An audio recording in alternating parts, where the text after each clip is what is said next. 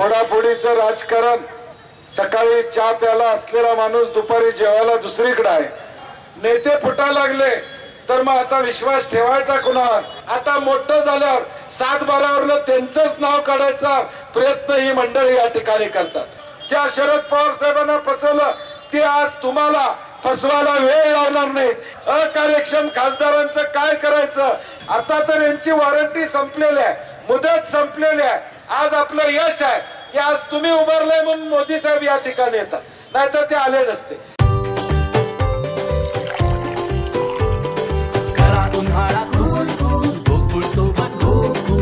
गोकुळ सोबत गोकुल. लोकसभेची निवडणूक लागली आणि आम्ही सगळ्यांनी, मग उद्धव ठाकरे साहेब असतील, पवार साहेब असतील, आम्ही असो, आदरणीय शाहू महाराजांना विनंती केली की या रणांगणामध्ये आता तुम्ही उतरलं पाहिजे. कारण की एकूण देशातलं वातावरण, राज्यातलं वातावरण, फोडाफोडीचं राजकारण, सकाळी चहा प्यायला असलेला माणूस दुपारी जेवायला दुसरीकडे आहे आणि दुपारी जेवायला असलेला माणूस संध्याकाळी जेवायला आणि तिसरीकडे आहे. अशी परिस्थिती समाजाची झाली निर्माण. अनेक अविश्वासाचं वातावरण या महाराष्ट्रामध्ये निर्माण झालं. लोक एकमेकावर विश्वास ठेवायला मागं पुढे बघायला लागले. अशा पद्धतीचं वातावरण हे निर्माण झालं.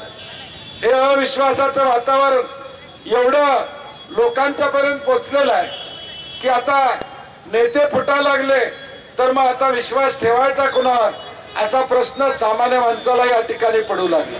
महाराज, हे फोडाफोडीचं राजकारण या महाराष्ट्रामध्ये झालं. मध्ये हे राजकारण झालं त्यावेळी एक महिलांचं शिष्टमंडळ माझ्याकडे आलं होतं कामासाठी. 10-15 महिला होत्या आणि बोलता बोलता हा विषय निघाला. एक सिनियर भगिनी होती, ती म्हणाली, साहेब काय चाललंय हे? पूर्वी आम्ही कुठं तर गावाला जायचं असेल, 2-4 दागिने आमच्या घरात असले तर आम्ही शेजारणीकडे द्यायचो, कारण की 4 दिवस निघालो तुझ्याकडे जपून ठेव म्हणायचो. कारण की लॉकर काय सगळ्यांच्याकडे नाहीत, बँकेत काय आम्ही ठेवत नाही, खरं शेजारणीकडे ठेवायचो. माझ्या घराला कुलूप आहे, तुझ्याकडे ठेव. आता शेजारणीकडे ठेवायला सुद्धा भीती वाटते. एवढं वाईट राजकारण या ठिकाणी झालेलं. या राजकारणामुळं एकमेकावरचा विश्वास, एकमेकाबद्दलची आपुलकी, एकमेकाबद्दलचं प्रेम हे आता कमी झालं समाजामध्ये. एवढा परिणाम या अविश्वासाचा आज समाजाच्या तळागाळामध्ये त्या ठिकाणी पोहोचलेला आहे. आणि म्हणून लोकांना देखील वीट आलेला आहे, ज्याचा उल्लेख शिवानंदनी त्या ठिकाणी केला. फसवणारी मंडळी आज मतं मागण्याचा प्रयत्न करतात. एका बाजूला ज्या शरद पवार साहेबांनी राष्ट्रवादी पक्ष स्थापन केला, जे बाळ जन्माला घातलं, मोठं केलं, आता मोठं झाल्यावर 7-12 त्यांचंच नाव काढायचा प्रयत्न ही मंडळी या ठिकाणी करतात. जो पक्ष बाळासाहेब ठाकरे साहेबांनी तर आताच्या फोडाप्रमाणे या ठिकाणी वाढवला, उद्धव बाळासाहेब ठाकरेंच्या ताब्यामध्ये त्या ठिकाणी दिला, ज्या कर्तृत्वान या ठिकाणी नेतृत्वानं बाळासाहेब ठाकरे साहेब गेल्यानंतर सुद्धा शिवसेना जीवन ठेवण्याची काम त्या ठिकाणी केलं, त्यांच्या सुद्धा पाठीत खंजीर खुपसण्याचं काम या मंडळीने केलं.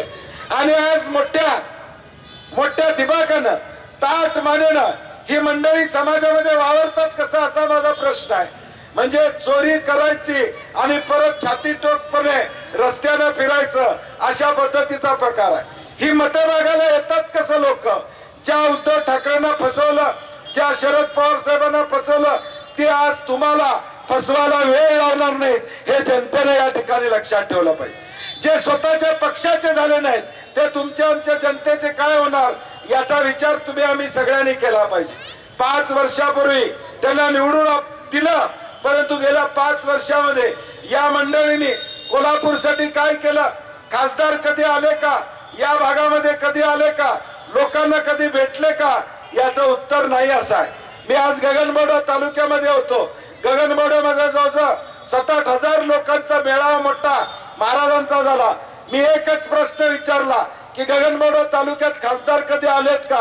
होय नाही विचारायच्या आधी पब्लिकला नाही म्हणून सांगितलं. तशी इथं परिस्थिती आहे. खासदार कधी आलेत का? जोरात बोला, ऐकू येत नाही.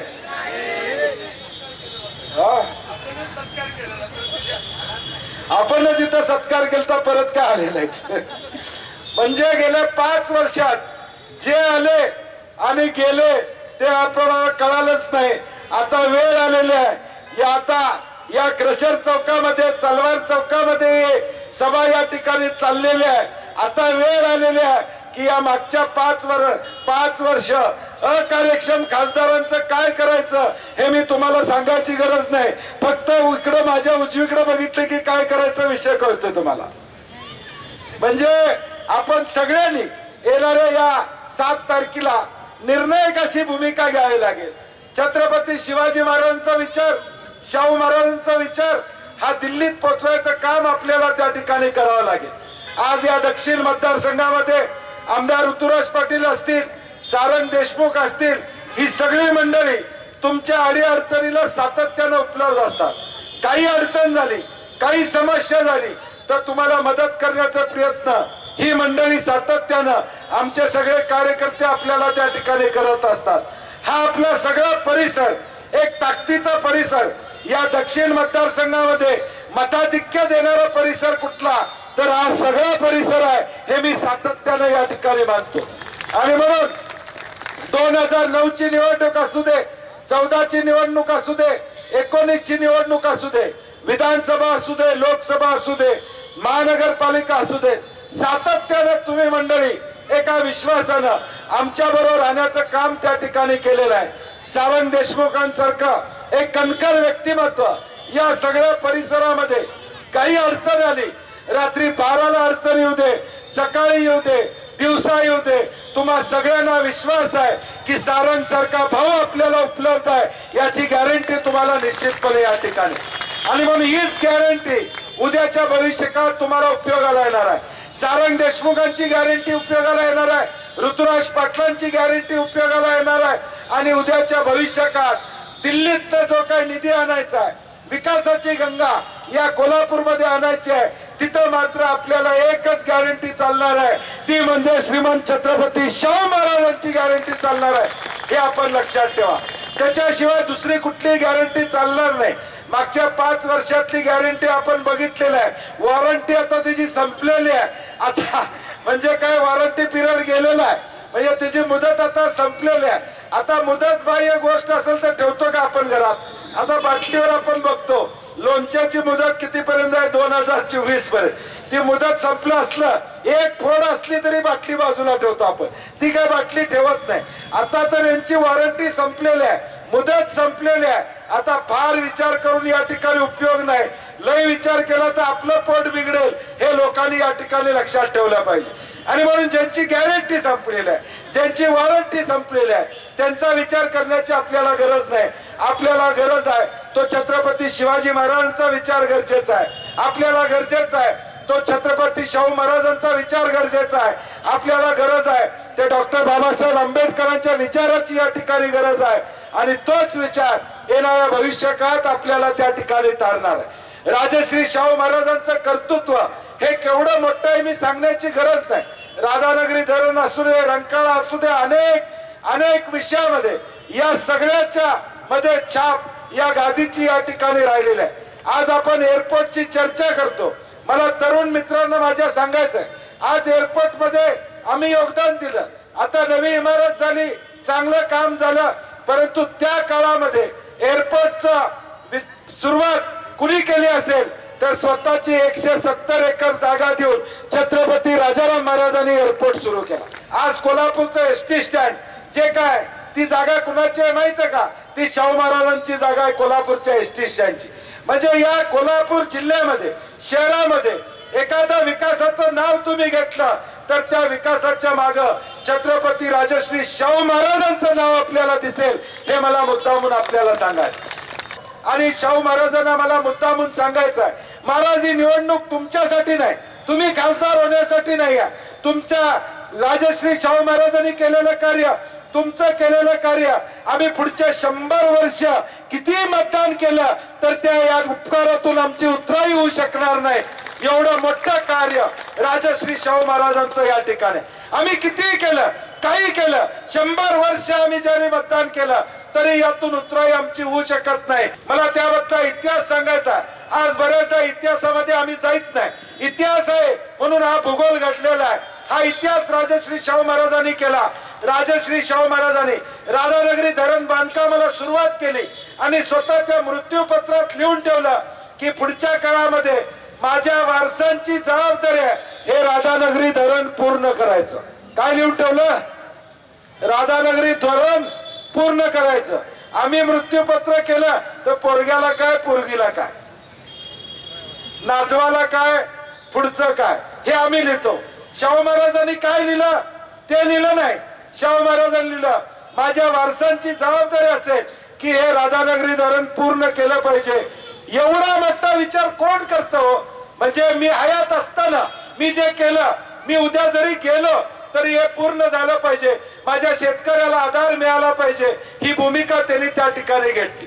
मला सकाळी गगनबावड्यात अनेकदा सांगतात वेसरपच्या धरणाचा सर्वे महाराज राजश्री शाहू महाराजांच्या काळामध्ये झाला होता। सर्वे म्हणजे राजाराम महाराज शाहू महाराजांच्या काळात सर्वे झाला होता। इथं धरण बांधलं तर पाणी साठलं जाईल, पुढे तो धरण झाला हा भाग वेगळा।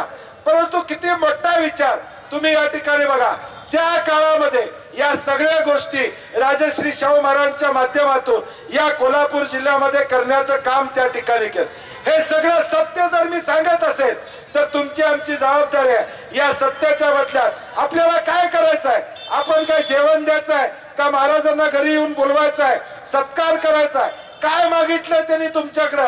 तुमच्याकडून सत्कार मागितलाय का? तुमच्याकडून या ठिकाणी जेवण मागितलंय का? काही मागितलेलं नाही। या लोकशाहीमध्ये डॉक्टर बाबासाहेब आंबेडकरांनी जो एक मताचा अधिकार दिला, अडाणीला एक मताचा अधिकार आहे आणि झोपडपट्टीत राहणाऱ्या गरीबाला सुद्धा एक मताचा अधिकार।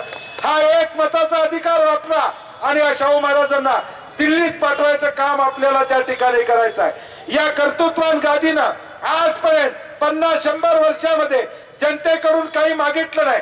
दसऱ्याला सोनं त्याचं काम त्या ठिकाणी केलं। आज आमची विनंती आहे, आमच्या विनंतीला मान देऊन त्या ठिकाणी उभारलेले आहेत। त्यांची स्वतःची इच्छा होती नव्हती हा भाग वेगळा।